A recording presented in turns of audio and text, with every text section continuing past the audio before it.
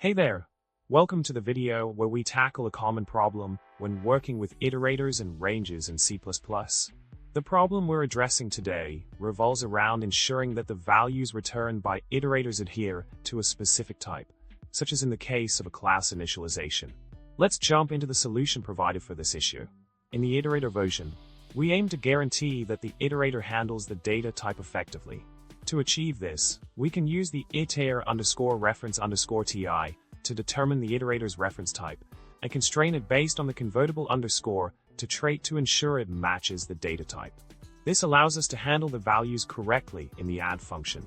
Building on that, our solution delves into specifying constraints for the iterator reference type in the template.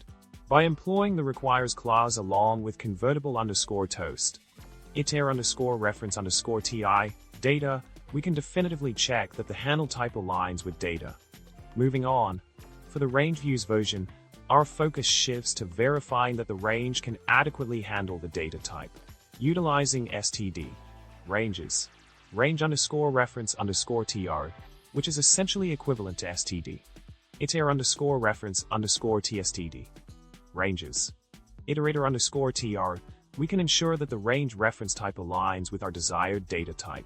Expanding on this concept, we apply a constraint of convertible underscore toast, ranges, range_reference_tr, data in the template. This validation guarantees that any range passed to the add function can effectively handle the data type, ensuring seamless operations within the code.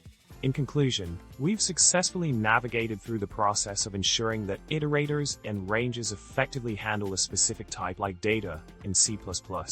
We hope you found this explanation helpful and insightful. Remember to like, subscribe, and drop a comment below with your thoughts or any other coding adventures you'd like us to explore. Happy coding!